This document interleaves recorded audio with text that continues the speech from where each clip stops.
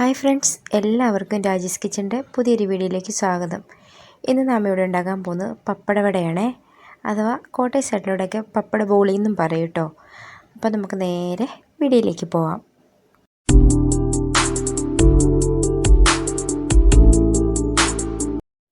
അപ്പം ഞാനിവിടെ ഒരു പാത്രം എടുത്തിട്ടുണ്ട്. അതിലേക്ക് 1/2 കപ്പ് അരിപ്പൊടിയാണ് ഇട്ട് കൊടുത്തിരിക്കുന്നത്. നല്ല സ്മൂത്തായിട്ടുള്ള അരിപ്പൊടിയില്ലേ, അതാണ് ഇട്ട് കൊടുത്തിരിക്കുന്നത്.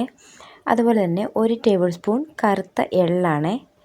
അതുപോലെ 1/2 ടീസ്പൂൺ നല്ല ജീരകം, സാദാ ജീരകമില്ലേ, അതാണ് ഇട്ട് കൊടുത്തിരിക്കുന്നത്.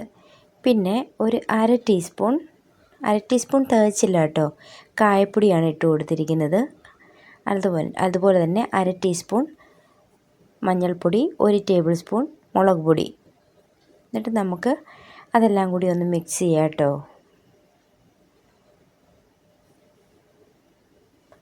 അപ്പോൾ അതെല്ലാം കൂടി ഒന്ന് മിക്സ് ചെയ്തതിന് ശേഷം നമുക്ക് 1 ടേബിൾ സ്പൂൺ കോൺഫ്ലവറിൻ്റെ പൊടിയും കൂടി ഇട്ട് കൊടുക്കാം കേട്ടോ. കോൺഫ്ലവർ ഇല്ലെങ്കിൽ മൈദയാണേലും മതി. ഇതിപ്പോൾ ഇത് രണ്ടും ഇല്ലെങ്കിലും കുഴപ്പമില്ല കേട്ടോ. അങ്ങനെ 1 ടേബിൾ സ്പൂൺ കോൺഫ്ലവറിൻ്റെ പൊടിയും കൂടി ഞാൻ ഇട്ട് കൊടുത്തിട്ടുണ്ട്. എന്നിട്ട് നമുക്ക് നല്ലവണ്ണം ഒന്ന് മിക്സ് ചെയ്യാം. എന്നിട്ട് ഈ മാവിന് ആവശ്യമായ ഉപ്പ് കൂടി ഇട്ട് കൊടുക്കാം. ഓൾറെഡി പപ്പടത്തിന് ഉപ്പുള്ളത് കൊണ്ട് തന്നെ അധികം ഇട്ട് കൊടുക്കണ്ട. ഈ മാവിന് ആവശ്യമായ ഉപ്പ് മാത്രം ഇട്ട് കൊടുത്താൽ മതി കേട്ടോ. അങ്ങനെ നമ്മൾ ഉപ്പും കൂടി ഇട്ട് കൊടുത്തതിന് ശേഷം ഒന്ന് ഇളക്കി ഇനി നമുക്കതൊന്ന് കുഴച്ചെടുക്കാം. നല്ല അല്പം തിക്കോടുകൂടി വേണം നമുക്ക് കുഴച്ചെടുക്കാൻ വേണ്ടിയിട്ട്. അതിനുവേണ്ടി സാധാ പച്ചവെള്ളമാണ് ഞാൻ ഒഴിച്ചു കൊടുക്കുന്നത്. എന്നിട്ട് നമുക്ക് നല്ലവണ്ണം ഒന്ന് കുഴച്ചെടുത്തിട്ട് വരാം കേട്ടോ. കുഴച്ചെടുക്കുമ്പോൾ ഒരുപാട് ലൂസായി പോകരുത്. ഞാനിതിനകത്ത് കാണിക്കുന്നുണ്ട് അതിൻ്റെ കൺസിസ്റ്റൻസി.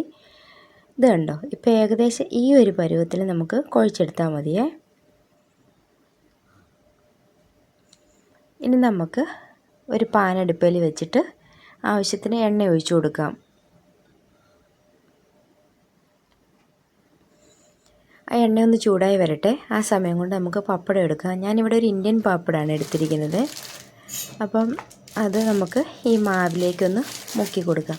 പപ്പടം എടുക്കുന്ന സമയത്ത് ഒരുപാട് ലൂസായിട്ട് കിടക്കുന്ന ഒരു പപ്പടം ആണെന്നുണ്ടെങ്കിൽ, അതായത് തളവ് പോളൊന്നും കിടക്കത്തില്ലേ, കട്ടിയില്ലാത്ത പപ്പടം, അങ്ങനെയുള്ള പപ്പടം എടുക്കുകയാണെന്നുണ്ടെങ്കിൽ നിങ്ങൾ ഒരു 5 മിനിറ്റെങ്കിലും ഒന്ന് വെയിലത്ത് വെച്ചിട്ട് വേണം എടുക്കാൻ. ചെറിയൊരു കട്ടിയുള്ള പപ്പടം കൊണ്ടുണ്ടാക്കിയാലേ ശരിയാവത്തുള്ളൂ കേട്ടോ. ഇതൊരു ഇന്ത്യൻ പപ്പടം ആയതുകൊണ്ട് തന്നെ അല്പം കട്ടിയുള്ളൊരു പപ്പടമായിരുന്നു കേട്ടോ. അല്ലെന്നുണ്ടെങ്കിൽ നമ്മൾ മാവിലിട്ട ഉടനെ അതങ്ങ് പൊട്ടിപ്പോവുകയും ചെയ്യും. നല്ല ഒരു കട്ടിക്ക് നമുക്ക് കിട്ടത്തില്ല. ഇത് കണ്ടോ, ഇതിപ്പോൾ ഈ ഒരു പപ്പടം നമുക്ക് ഇങ്ങനെ കിട്ടിയിട്ടുണ്ട്. നമ്മൾ തിരിച്ചും മറിച്ചും ഇട്ടൊന്ന് മാവിനകത്തേക്ക് മുക്കിയതിന് ശേഷം ആ മാവൊക്കെ ഏകദേശം ഒന്ന് ഊറ്റിക്കളഞ്ഞതിന് ശേഷം നമുക്കത് എണ്ണയിലിട്ട് വറുത്ത് കോരാവേ.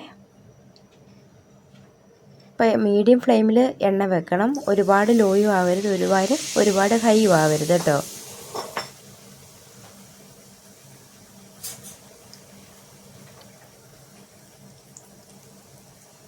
നമുക്കൊരു സ്പൂൺ കൊണ്ട് ആ എണ്ണ ഒന്ന് അതിൻ്റെ മുകളിലേക്ക് ഒഴിച്ചു കൊടുക്കാം.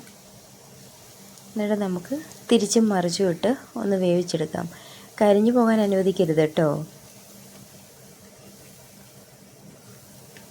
അപ്പോൾ പപ്പടം പൊങ്ങി വരുന്നുണ്ട്. പപ്പടം ഇങ്ങനെ പൊങ്ങി വരാതിരിക്കാൻ വേണ്ടി ഓരോ കിഴുത്ത് ഇട്ട് കൊടുത്താൽ മതി. അങ്ങനെയാണെന്നുണ്ടെങ്കിൽ ഇതിപ്പോൾ നല്ല ഉണങ്ങിയ പപ്പടം ആയതുകൊണ്ട് പൊട്ടിപ്പോകും. അതുകൊണ്ടാണ് ഞാൻ ജസ്റ്റ് കിഴുത്ത് ഇടാതിരുന്നത്. അല്ലെന്നുണ്ടെങ്കിൽ നിങ്ങൾ വെയിലത്ത് വെക്കുന്നതിന് മുന്നേ ഒന്ന് ജസ്റ്റ് ഒന്ന് ഒരു കിഴുത്ത് ഇട്ട് കൊടുത്തതിന് ശേഷം വെയിലത്ത് വെക്കുകയാണെങ്കിൽ ഇതുപോലെ പൊങ്ങി വരത്തില്ലേ. അപ്പം നമ്മുടെ ആദ്യത്തെ പപ്പടവട ഇവിടെ ഏകദേശം സെറ്റായി വന്നിട്ടുണ്ട്. ഏകദേശം ഈ ഒരു പരുവൊക്കെ ആകുമ്പോഴത്തേനും നമുക്ക് ഇതെടുത്ത് മാറ്റാം കേട്ടോ.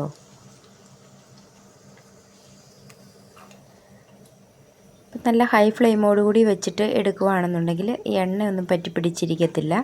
അതിനല്ലേ വറുത്ത് കോരിയിട്ട് ഒരു ടിഷ്യൂ പേപ്പറിൻ്റെ മുകളിലേക്ക് ഇടുകയാണെന്നുണ്ടെങ്കിൽ ഉള്ള എണ്ണ ടിഷ്യൂ പേപ്പറിൽ വീണ് കുടിച്ചോളും. അപ്പം നമ്മുടെ ശരീരത്തിലേക്ക് ഒരുപാട് എണ്ണ പോകത്തുമില്ല, പെട്ടെന്ന് തന്നെ ഉണങ്ങി കിട്ടും നമുക്ക്. അപ്പോൾ ഇത് നമ്മുടെ സെറ്റായി ഇവിടെ കിട്ടിയിട്ടുണ്ട്. അടുത്ത് പപ്പടവട ഞാൻ ഇതുപോലെ തന്നെ മുക്കിയിട്ട് കൊടുക്കുന്നുണ്ട്.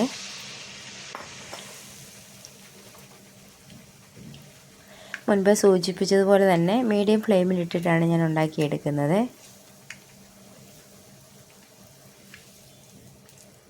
അപ്പോൾ ഇങ്ങനെ ഉണ്ടാക്കി നോക്കിയിട്ടില്ലാത്തവർ വീട്ടിൽ തന്നെ ഉണ്ടാക്കാൻ പറ്റുന്നതേ ഉള്ളൂ.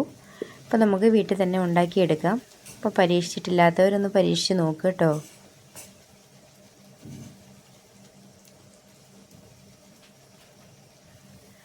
അത് നമ്മുടെ സെറ്റാക്കി ഇട്ടിട്ടുണ്ട്.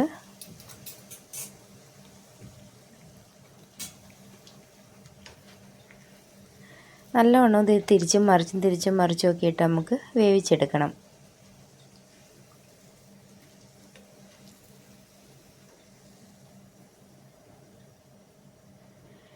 ലാസ്റ്റ് ഒരെണ്ണം കൂടി ഉണ്ടാക്കുന്നത് ഞാൻ കാണിക്കുന്നുണ്ട് കേട്ടോ.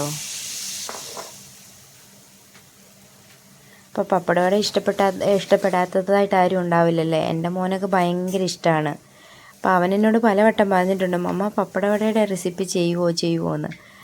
അപ്പോൾ എനിക്ക് കുറേ ദിവസമായി ഞാൻ ചെയ്യണമെന്ന് ആഗ്രഹിച്ച്, ഇന്നാണ് എനിക്ക് ശരിക്കും സമയം കിട്ടിയത്. അപ്പോൾ ഇന്നത്തെ എൻ്റെ വീഡിയോ ഇഷ്ടപ്പെട്ടുവെങ്കിൽ ലൈക്ക് ചെയ്യണം, ഷെയർ ചെയ്യണം, കമൻറ്റ് ചെയ്യണം, പപ്പടവട ഉണ്ടാക്കി കഴിക്കണം. അതുപോലെ തന്നെ സബ്സ്ക്രൈബ് ചെയ്യാത്തവരാണെന്നുണ്ടെങ്കിൽ ഒന്ന് സബ്സ്ക്രൈബ് ചെയ്ത് സപ്പോർട്ട് ചെയ്തേക്കണേ.